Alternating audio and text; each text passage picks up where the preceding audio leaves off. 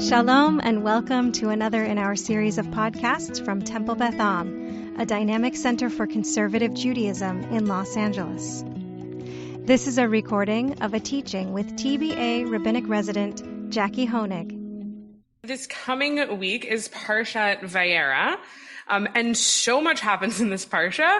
You could spend forever just on this parsha and all of these stories and what happens. But we're going to take a look at sort of the after effects of what happens in this parsha. Actually, we're going to talk a little bit about this parsha, a little bit about next week's parsha, a little bit from the end of Torah, and we're going to draw some conclusions. It's great. I don't have to say don't flip over your source sheet because you don't have it in front of you, so you can't spoil it for yourself. So that's a perk. So at the end of this, towards the very end of this parsha, one of the last things that happens is the Akedah, is the binding of Isaac, which is a story that is well known, is somewhere between beloved and infamous, depending on how you feel about it. And so I want to actually start at the beginning, though. So in this past week's parsha that we read this morning, yes, we are.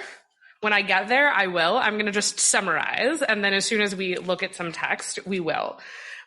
So this morning we read Parshat Lech Lecha. If you want to take a look at it, it is Bereshit chapter 12, verse 1. Yeah, there's a big 12. It's verse 1. Chapter 12, verse 1. This is, if you are in a Chumash or in a Tanakh and you look right before it, at the end of Noah, we have a genealogy, and we find out where Abraham comes from. But that's it. We just get a genealogy. And then all of a sudden, we get Vayomer Adonai el Avraham lech lecha. God tells Abraham, go. That's it. This is the beginning in our story of the relationship between God and Abraham. So I just want to start us there. And so then we see, well, he's Avram at that point, and this is the beginning. God shows up, and we don't know how, we don't know if it's a burning bush, we don't really know what happens. God just shows up and says, go. So I want to think for a minute, take a step back for a minute and think, when we think about Jewish hearers of the Torah, we are Bnei Yisrael and also Bnei Avraham. I could reference it again. Rabbi Richard spoke a couple weeks ago that we're Bnei Avraham and not Bnei Noach, and why is that? And we talk about Avraham, and for me, something that's always been really special is this relationship between God and Avraham. So we're going to skip forward into this week's parsha. So we see we have Lech Lecha that we just read, and we're going to skip forward into the very beginning of Vayera. So it's going to be Bereshit 18:1, and it reads in Hebrew, Vayera elav Adonai ba'alonei mamre v'hu yoshev petach ha'ohel kechom hayom. So the Lord appeared to him by the terebinths of Mamre. Avraham was sitting at the entrance of the tent as the day grew hot. So at the very end of the parsha of last week's parsha of Lech Lecha, Avraham circumcises himself and his household, and the Midrash tells us that this is God coming to visit Avraham as he's sitting and as he's healing. But we know here that God appears to Avraham. And then the story continues that Avraham actually walks away from God to greet these men who come. That's the next piece of our story. And so we see this relationship kind of growing between God and Avraham. And so we see that, and then we see these three men come, and as we just read, they tell Sarah she's going to have a child, and it's all of these lovely and beautiful things. So we're going to jump forward again in our parsha a little bit, and we are going to, 22:1. Vayehi achar hadvrim ha'ela, and it was after these things, v'Elohim nisa et Avraham, and God tested Avraham, vayomer elav, and he said to him, Avraham, vayomer hineni, and Avraham answered, hineni. So here again, we see God appears, God speaks to Avraham, and Avraham answers him. So I want to stop there for a minute, and I want to kind of ask, not necessarily, I've told you what happens next, but not necessarily with that, but looking at kind of these moments along the way, what do you think about the relationship between God and Avraham? What does that feel like to you? Where is that sitting? what is their relationship? I mean, I'm happy to tell you what I think it is, but I don't know that you want to hear me talk for 30 minutes straight. Great. So just to repeat so everyone on Zoom can hear, this relationship between God and Abraham, God is testing Abraham so that Abraham will learn something. And there are a number of other incidents, and I'm so glad you mentioned it, because one of the things that I had originally brought was in the story of Sodom and Gomorrah, God says, should I tell him? And he does say that it's going to be a test, but I think I'm going to hold on to that. I'm going to put a pin in that because I'm going to come back to that later. So something also that I want to point out in all of these places is that God speaks directly to Abraham, that God says to Abraham something, whether it's Lech Lecha, whether it's Abraham, whatever it is, God speaks directly to Abraham. So I want to turn to the end of the story of the Akedah, and I want to turn to 22:15 if you have a Chumash in front of you. And so just a quick summation of where we're at, they go, Yitzchak and Abraham and the Na'arim go on this journey. They get all the way up there. Where's the wood? We'll find out. All these things, they go up.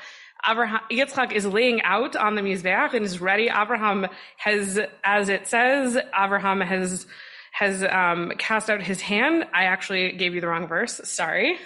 It's going to be 22:11. So 22:10, Vayishlach Abraham et yado. Abraham sends out his hand. Vayikach et ma'achelet. He takes the knife. Lishchot et beno, to slaughter his son.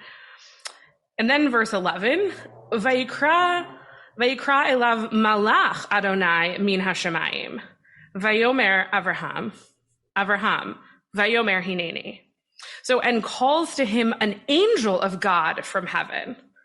And he says, Abraham, and Abraham answers, Hineni, here I am. So we see a little bit of this parallel from the beginning of our Akedah story that God calls to Abraham and Abraham answers, Hineni. We see that again, except this time, he's being called by a malach of God. So God doesn't appear again at the end of this story. And then in verse 15, the angel of the Lord called to Abraham again. Again, we see this angel. We're going to skip a little bit. We're going to do some parsha creep, and we're going to creep into Chayei Sarah for a minute. We're going to go one more week for a moment to keep exploring this. And we're going to look right at the beginning. It's going to be 23:2, page 127. Sorry, I realized a bunch of you are names Chaim. I can call pages. Page 127. Vatamot Sarah, B'Kiryat Arba. He Chevron be'eretz Canaan. Vayavo Avraham lispod l'Sarah v'livkota. Sarah died in Kiryat Arba, now Chevron, in the land of Canaan, and Avraham proceeded to mourn for Sarah and to bewail her. And then in verse 3, Vayakom Avraham me'al pnei meto. Then Avraham rose from beside his dead. That's it. That's the whole story of the mourning of Sarah. And I think it's interesting here. Wait, I'm going to keep going one more. I'm going to take you one more jump. And so I won't tell you all of Chayei Sarah, but I will spoil it that at the end, Abraham dies. And we won't necessarily go there, but you'll see here we go. We're going to read, it's page 140, 25:7. This was the total span of Abraham's life, 175 years. And Abraham breathed his last dying breath at a good ripe age, old and contented, and he was gathered to his kin. His sons Isaac and Ishmael buried him. And this is the death of Abraham. So something to me that really stands out in all of this, after the moment where Abraham is ready to sacrifice his son, is we never see God speak to him again. And to me, that's always been really striking. We talk so often about the Akedah and about, it's a test, and did Abraham pass, and did Abraham fail, and what does that mean? But I have my thoughts on it, but I think to me it's striking that the Torah never tells us, again, of this relationship between God and Abraham. God comes and blesses Yitzchak, but it's from a malach, it's from an angel, and it happens to Abraham, and we never again see this Vayomer Adonai el Avraham. That's it. This is the end of it, right at the end of that.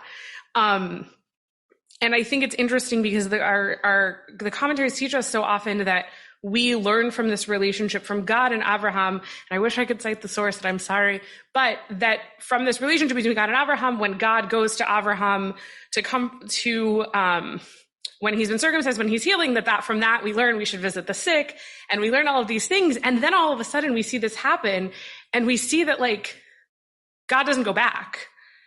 And like, where does that sit with you? How does that feel, that to know that like, if this is a relationship we're to learn from? What do you think? Yeah. Nailed it. Well, in my opinion, you nailed it. So that there's a book that came out called The Binding of Isaac, and it points out that Abraham may have failed at the test of the Akedah, that he didn't act in a way that was ethically, and that we shouldn't learn from that act, right? That he shouldn't have done this thing. Yeah. So many people have thoughts. Yeah. AJ. Great. So just to summarize, AJ said so much. I'm going to try to summarize it. So everybody's testing everybody. And Sarah, in AJ's opinion, is the one who passed the test, but we won't see it yet because we're not reading Chaya Sarah yet. No spoilers. And then talking about Buber and about Buber's concept of I, thou, and what is that relationship between God and people, and how it changed, and how it doesn't seem like I, thou between God and Noah, God and Abraham, and God and Moshe. It very much seems more of like an AJ compared it to like pagan gods in their relationship, that like there is the divine and people are servants of the divine and do what the divine says. Okay, great. Take one more. I saw a bunch of hands. Okay, so I'm going to, go for it. Why do we read this on the second day of Rosh Hashanah? So I actually heard a really interesting, so the question that was asked was, why do we read this on the second day of Rosh Hashanah? I heard a really interesting answer to this once, was that we wanted to read the part right before it on the first day, and it was a practical decision, and then we've drashed on that throughout the generations. I don't know if that's 100% accurate. But there's lots of answers to why. That is a whole different, there are so many answers to why do we read this on the second day of Rosh Hashanah. But I really like the practical of not having to roll the Torah all the time. So the question is, do we see a progression here? That Abraham didn't resist, and do we see resistance with Jacob? I would say we do see progression. I think there's a lot in there. I think even within Abraham, it's an interesting progression between like Sodom and Gomorrah, where Abraham argues with God, and then all of a sudden Abraham's just like, okay. And the Midrash actually comes in and gives us a Midrash that Abraham did argue with God. And then Yaakov, there's the question of who did he wrestle with? When he takes the name Yisrael, is wrestled with God. Did he wrestle himself? Did he wrestle an angel? Did he wrestle God? And I do think we see this progression. Rabbi Ed Feinstein has a book called The Chutzpah Imperative that I love, and the Chutzpah Imperative that I cannot recommend enough. It's a really easy read. But he talks about like holy chutzpah, and like this is the legacy of our people. And it's really interesting. And if I remember correctly, he sort of charts like all of this historical, like where do we argue with God, and how do we do that, and what's the meaning for our time? So I'm going to flip this on its head one more time, because to me, this is the really interesting question. So there's a beautiful, beautiful song called The Unbinding by Joe Buchanan, who, if you haven't listened to it, it's beautiful. I weep every time I listen to it. But he has a line in there the song is written from Isaac's perspective of what was it, and about how sons carry the pains of their fathers. And it's this incredible song. And he has a line in there, God lost a friend and a fighter in you. And so I want to turn to the very end of the Torah for a minute. I'm going to turn to Dvarim, sorry. Those are the special haftarot. Vizot habracha. Getting close. So page 1210, if you're in the Eitz Chaim, it is Deuteronomy 34:5. So this is the very end. This is basically almost the end of Torah. We've got like 10 verses to go, and we have the death of Moshe. So Vayamot Sham Moshe, Eved Adonai, Be'eretz Moav, Al Pi Adonai. And Moshe died there, Moshe, the servant of God, in the land of Moab, in front of God. Eitz Chaim translated at the command of the Lord. Al Pi has all sorts of meaning. And then this is the part to me that's so interesting. Vayigbor oto begai be'eretz Moab, mul beitz peor, velo yada ish et kavurato ad hayom hazeh. So he buried him in the valley in the land of Moab. So there's a lot of questions about this, but to me, it's very striking at a very simple level. Moshe died, sorry. Moshe died there with God. God came and was with Moshe at the end of his life, this servant of God.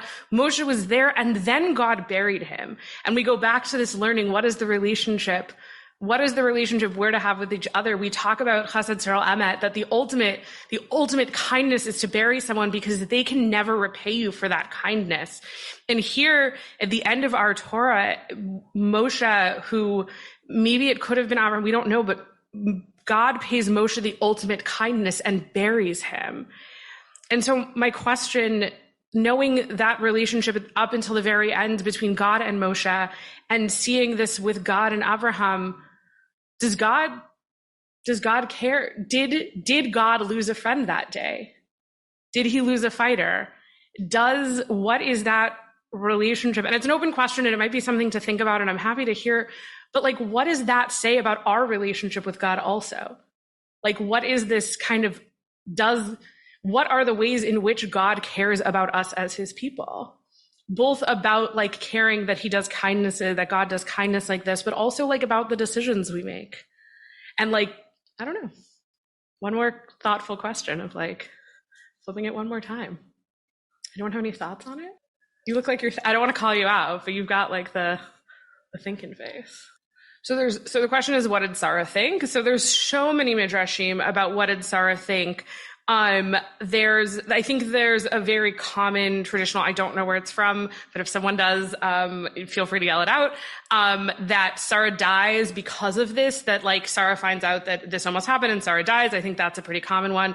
I just read, Rabbi Pat Fenton just sent me a modern midrash, that somebody went in and wrote that maybe it wasn't a malach from God, that maybe Sarah had a hand in stopping the Akedah, that Sarah like took matters into her own hand and said, this is not happening. Like, this is my kid. I've waited my whole life. You are not sacrificing him on top of this mountain. And like Sarah got involved and was involved in how the ram was up there. So there's all sorts of midrashim on Sarah's involvement in this story.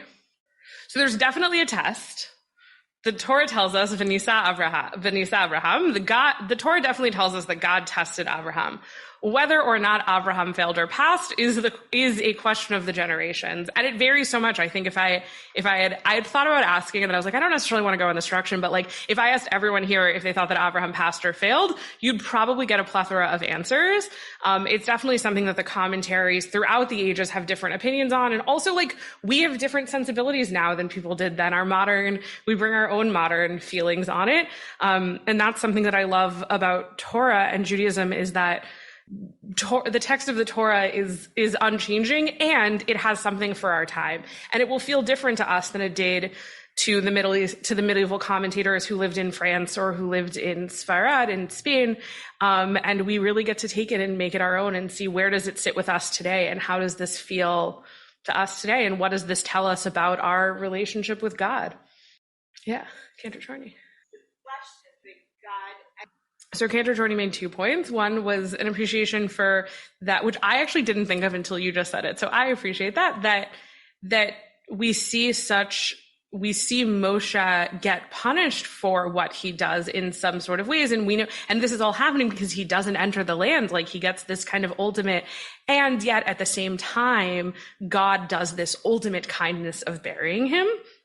And Cantor Jordy also brought up the question of, did God actually exit the story in this moment in the Akedah? Did God wipe his hands and walk away? Or did the Malach insert themselves into this in a moment of discomfort? Because we don't see the text tell us, Vayishlach v'Hashem etz Malach. Like, it doesn't say God sends a Malach, it just says the Malach says. And so what does that look like?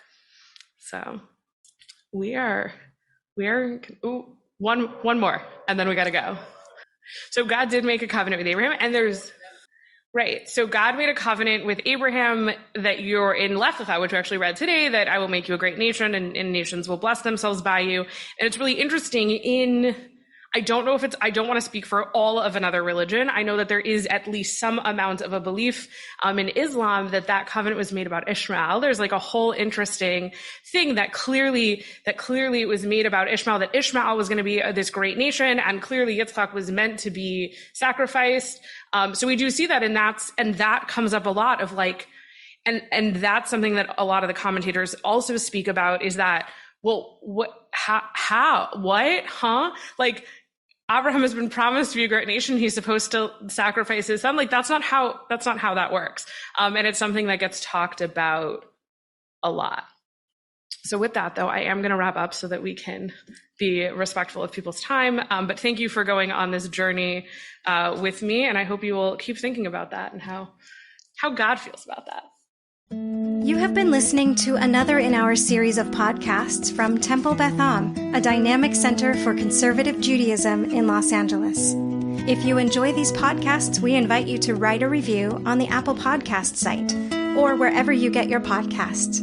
For more information about Temple Beth Am Los Angeles, go to tbala.org.